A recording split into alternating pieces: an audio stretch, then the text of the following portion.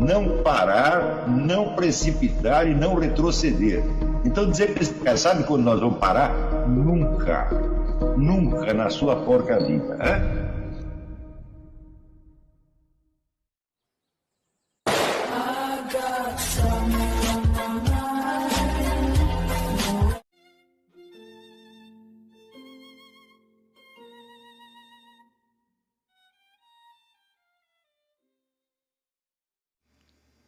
E aí pessoal, tranquilo? Então vem aqui antes do vídeo começar, pedir para vocês se inscreverem, quem não for inscrito, compartilhar, curtir, comentar. Quem puder seja membro do canal, que isso ajuda bastante. Tem também o link do Apoia-se. Quem puder ajudar nosso canal e apoiar financeiramente vai ser muito bem-vindo. Mas o mais importante é transmitir o conteúdo e os conhecimentos do professor Olavo de Carvalho para mais e mais brasileiros. Então compartilhe e ajude aí nossa causa. Muito obrigado a todos os membros, apoiadores do canal. Fico muito feliz. Tenho certeza que a gente está no caminho certo. Então fiquem com o vídeo e até mais. Valeu! Aqui. Outra pergunta aqui. Professor, não entendi na terceira aula a relação que o senhor faz entre essa imagem do eu ideal para a orientação moral do indivíduo e a questão da conversão entre os princípios e normas gerais para questões específicas. É claro que esse eu ideal leva em conta a condição do sujeito meio em que vive, mas não deixa de ser uma imagem geral também, que vai ter de ser adaptada a várias questões específicas que vão surgindo no dia a dia. Peraí. Note bem. O que vai ser confrontado com essas questões específicas não é o seu eu ideal, é você mesmo. Este ideal do eu que nós tratamos de desenhar para nós mesmos no exercício do necrológio é apenas um dos dados do problema, mas quem vai ter que se posicionar é o seu eu real, que é concreto, individual e intransferível. Então a sua imagem, vamos dizer, do eu, ela pode, como diz você, essa imagem do eu ideal, ela também é genérica. Você tem razão, porque ela é genérica ainda, porque ela ainda é apenas um modelo de vida que você gostaria, tá certo, de que fosse transmitida aos seus pósteros depois da sua morte. Ela é apenas isto. Mas ao longo do tempo você a irá convertendo na matriz dos seus verdadeiros esforços. Quer dizer, esse seu eu ideal ele vai se ficar cada vez menos genérico, cada vez mais individual. A hora que você começar a ser realmente quem você quer ser, esta imagem se individualiza. Está compreendendo? Então, quando eu coloquei o problema da como você converte uma norma moral geral, num conselho específico para você seguir em tal ou qual situação particular e determinada, quem colocou esse problema não fui eu, foi Santo Tomás de Aquino. Ele vê que as normas, os mandamentos são sempre genéricos, tá certo? Mas as situações são infinitamente variadas e uma coisa não aparece na outra com tanta clareza assim, tá certo? Então, não aparece, eu digo, ao ponto de acontecer isso que eu estava descrevendo na primeira parte da aula, tá certo? De que aquilo que lhe parece expressar, vamos dizer, a moral cristã, etc., na verdade é um puro convite à alienação, vindo da família, ou do meio social, de qualquer outra coisa assim. Parênteses, eu vou fazer aqui um parênteses. Você vê que na medida em que o Estado começa a mediar todas as relações humanas, é evidente que está num estado já de alienação geral. Não é isso? E a possibilidade, vamos dizer, de uma vida cristã nesta situação é remotíssima. O que você vai viver, vamos dizer, você vai copiar estereótipos de cristianismo já adaptados a esse meio, vamos dizer, moderno, burguês, etc. Tá certo? O qual pode se tornar o maior obstáculo à vida cristã. Tá certo? Se vocês pegarem, por exemplo, eu sugiro que leiam os livros do François Mauriac, que é um grande romancista francês, um romancista maravilhoso. O tema dele é exatamente este. Quer dizer, como é que um meio social, nominalmente sobre valores cristãos, mas que na verdade é uma mistura de valores cristãos com valores da ideologia burguesa, positivista, etc, etc. Como é que isto sufoca a alma cristã? Né? E como às vezes esta alma só se encontra consigo mesmo, tá certo?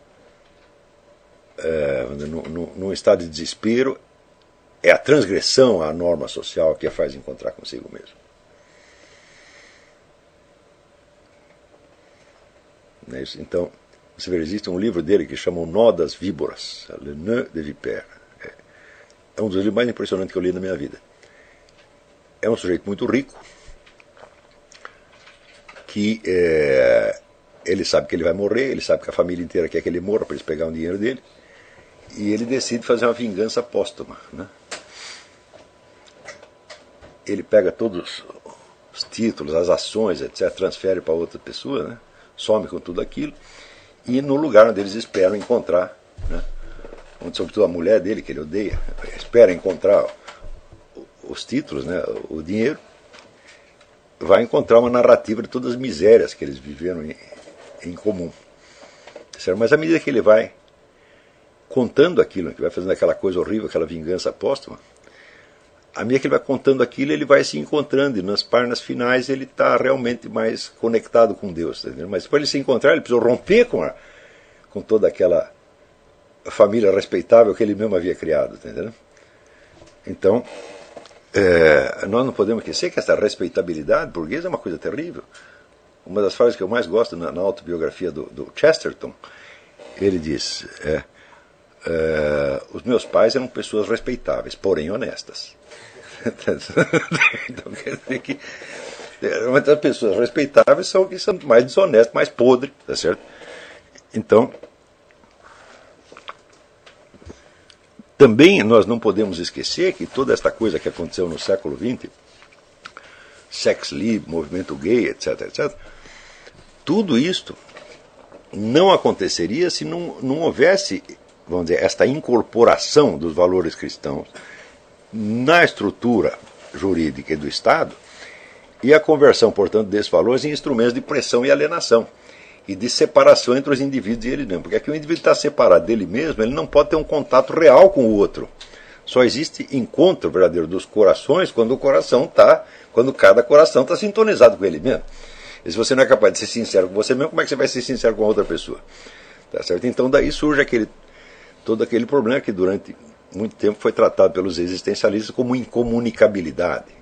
E não há uma incomunicabilidade essencial do ser humano, mas entre ser humano e ser humano, mas há uma incomunicabilidade histórica, acidental, ocorrida durante um certo período em função, vamos dizer, desta onipresença do Estado moderno em todas as relações humanas.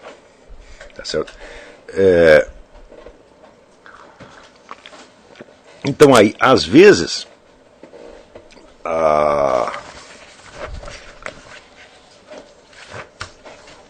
a busca, vamos dizer, de um desregramento sexual total é uma maneira que o sujeito encontra de ele quebrar essa carapaça. E às vezes isso até funciona.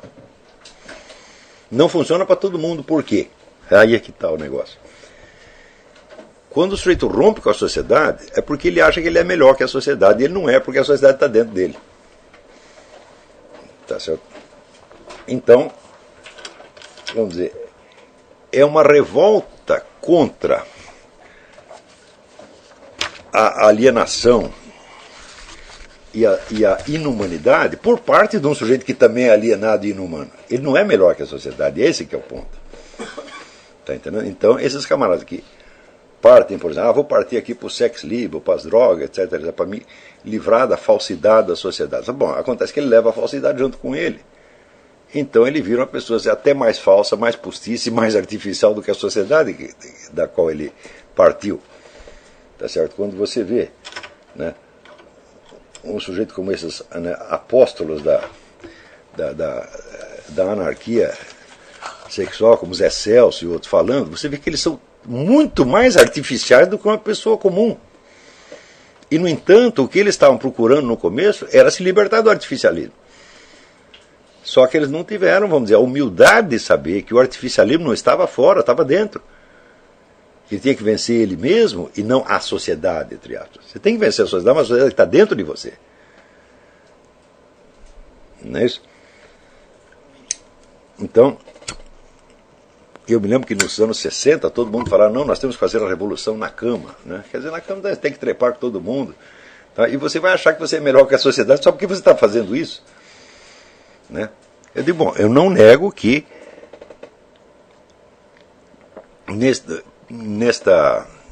neste desejo haja um impulso originário de autenticidade. Mas que ele só funciona se você for uma pessoa muito talhada para aquilo. Por exemplo, eu sempre li e apreciei muitos livros de Henry Miller. Tá certo? Henry Miller, a experiência dele é a seguinte: olha, eu vou comer todas as mulheres que estiverem à disposição. Tá certo? Incluindo as mulheres dos meus amigos, não quero nem saber. Tá, e, obviamente, um sem vergonha, um sujeito priápico. Só que ele era também um sujeito sincero. Tá certo? Então ele escrevia as memórias dele sem se enfeitar no mais mínimo que fosse, você está entendendo? Então ele sabia, isso aqui é um bando de filha da puta e eu sou outro. Tá entendendo? E ao mesmo tempo ele não tinha satisfação na sua maldade. Tá certo? Então ele foi desenvolvendo uma espécie de humildade. Humildade literária, em primeiro lugar, que vai se incorporando como humildade real. E eu acho que tem um momento que o Henry Miller chega quase à sabedoria. Não? Mas ele fez isso por quê? Porque ele era sincero realmente. Ele sabia que o problema estava nele e não fora. Mas é uma coisa que os excelsos da vida não sabem. Entendeu? Quer dizer, eles procuram desenvolver poses que vão supostamente os tornar melhores que a sociedade, mas o que eles estão procurando é a aprovação desta sociedade. Aprovação, aplauso, dinheiro, sobretudo dinheiro público. Você está entendendo? Então, quer dizer, você quer posar de inimigo da sociedade, quer que a sociedade o recompense e o paparique ao mesmo tempo. Quer dizer, você está virando, na verdade, você não é mais nem um alienado, você já é uma caricatura de alienado. A quase totalidade dos nossos intelectuais e artistas são caricaturas de alienado. Se você quer realmente encontrar sua própria voz, encontrar seu interior, etc., você não vai ter nenhum prêmio social por isso. Tá certo? Você vai ter que aceitar uma solidão real durante algum tempo. Se você só aceita, vamos dizer, relações autênticas, reais com pessoas, você vai ter que afastar um monte de gente. Onde se afastar de um monte de gente. É perder amigo, perder namorado, perder mulher. Né? Ao mesmo tempo, nessa situação, vou dizer, mas se você quer fazer tudo isso, mas você quer ao mesmo tempo manter a sua familhinha burguesa em ordem, está falando, não vai dar, meu filho. Você vai ter problemas. Estão compreendendo? Então, se você entrar por esse caminho, vai chegar um ponto onde você não tem mais um ponto de apoio na sociedade.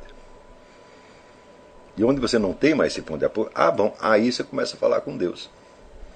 Quando você não tem mais para quem recorrer, você não tem mais um ídolo ao qual você se encostar, mesmo que esse ídolo pode ser até a moral cristã, até a igreja, até o arcebispo, tá entendendo?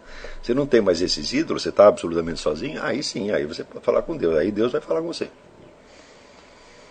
Mas só aí. A não ser que ele decida de outra maneira, mas você não pode forçá-lo. Estão entendendo?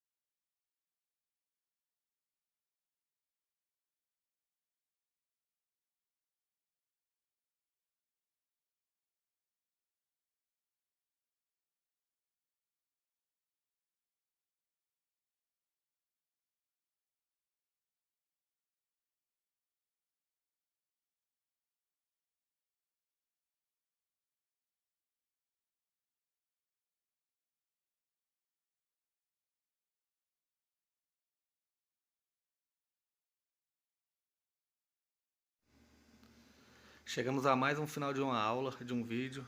Espero que tenham gostado. Quem não se inscreveu ainda, se inscreva, compartilhe, comente. Ajude o nosso canal, apoie, seja membro. E ajude o nosso canal a chegar a cada dia a mais brasileiros que precisam muito do conhecimento do professor Olavo de Carvalho. Então é isso aí, fique com Deus, até o próximo. Valeu! Então é isso aí, pessoal, que é o nosso canal, que são alguns livros que eu já li. A maioria foi doação, mas alguns eu adquiri, professor Olavo de Carvalho. Alguns livros se perderam aí que eu emprestei, professor Alexandre Costa, a Bíblia Sagrada. 10 lições sobre Karl Marx. Indico a não ler esse livro, que é muito ruim mesmo. Alguns pensadores aqui que realmente, como o professor Olavo de Carvalho disse, não são pensadores. Valeu, tamo junto aí. Apoie nosso canal, seja membro.